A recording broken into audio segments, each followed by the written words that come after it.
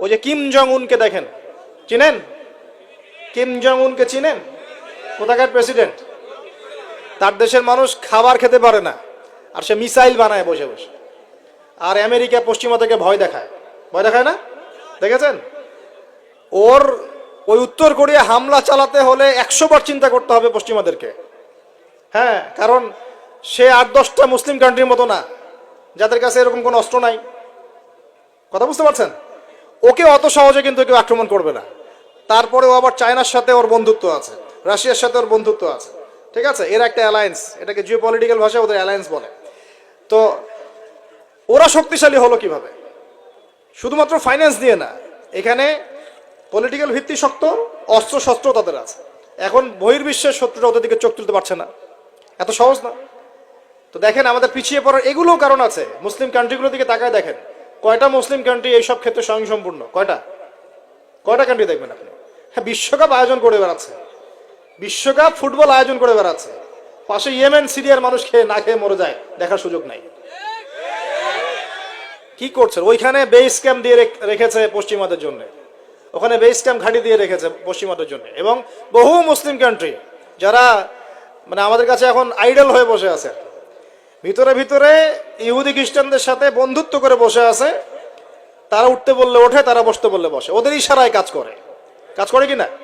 তো জিও পলিটিক্যাল ভিত্তি দুর্বল, ইকোনমিক ভিত্তি দুর্বল, ফাইন্যান্স দুর্বল, আর আমরা আধ্যাত্মিকত্ব তো দুর্বলই। তো সব মিলিয়ে এই যে 100 বছরে আমরা পিছিয়ে পড়লাম, এখানে 100টা কারণ খুঁজে বের করা যাবে, এত কারণ বলার সময় নেই।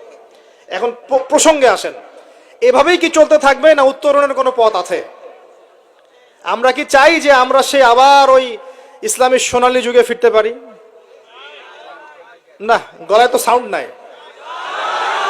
আমরা তো মনে হয় চাই না যে আবার ইসলাম ফিরে আসুক পরিপূর্ণরূপে।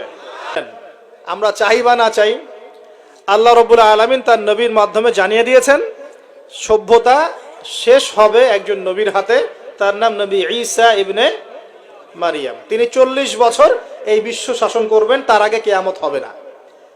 এই যে আলামাতুস সাআ নিয়ে অনেক কথা আমি বলেছি, এটাও শুনে রাখেন, কিয়ামত হবে না ইনশাআল্লাহ ততদিন পর্যন্ত যতদিন পর্যন্ত নবী ঈসা ইবনে মারিয়াম আবার না আসছেন এবং 40 বছর বিশ্ব শাসন না করছেন।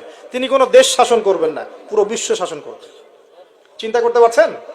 এখন কি মনে হয় যে মুসলিমরা এরকম জায়গায় যাবে আবারও?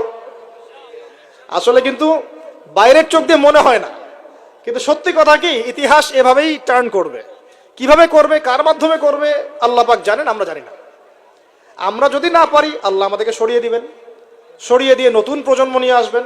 ওরা যদি না পারে আল্লাহ ওদেরকেও সরিয়ে দিবেন, নতুন জেনারেশন নিয়ে আসবেন। তারাও যদি না পারে আল্লাহ পাক কি বলছেন শোনেন। আল্লাহ পাক বলছেন সূরা মুহাম্মাদের মধ্যে, ওয়া ইন তাতাওয়াল্লাউ ইয়াস্তাবদিল কওমান গায়রাকুম সুম্মা লা ইয়াকুনু আমসালাকুম। তোমরা মুসলমানরা যদি না পারো, আমি ইহুদি খ্রিস্টান হিন্দু বৌদ্ধ তাদেরকে, কুফফারদেরকে হেদায়েত দিয়ে ইসলামে নিয়ে আসবো, তারা আমার হয়ে লড়বে ইনশাআল্লাহ। এটা আল্লাহ পাকের হিকমা। দেখছেন না দিন দিন মানুষ মুসলিম হচ্ছে না? দিন দিন বহু মানুষ মুসলমান হচ্ছে, কিন্তু দেখছেন এটা কিন্তু রেভলিউশন হচ্ছে, ইসলামের দিকে মানুষ আসছে। যত আক্রমণ হচ্ছে ইসলামের দিকে, তত বেশি মানুষ ইসলাম কবুল করছে, আলহামদুলিল্লাহ। আর আমরা পিছিয়ে পড়ছি। এই যে আমরা যে গরু খাওয়া মুসলিম হয়েছি, আমরা যে জুমার দিন নামাজ পড়া মুসলিম হয়েছি, আমরা মুসলিম পরিবারে জন্মগ্রহণ করে আব্দুর রহমান আব্দুর রহিম নাম নিয়ে বসে আছি, কিন্তু আসলে রহমানের বান্দার বৈশিষ্ট্য কি আমি জানি না। আল্লাহ পাক আমাদেরকে হেফাজত করুন, আমিন।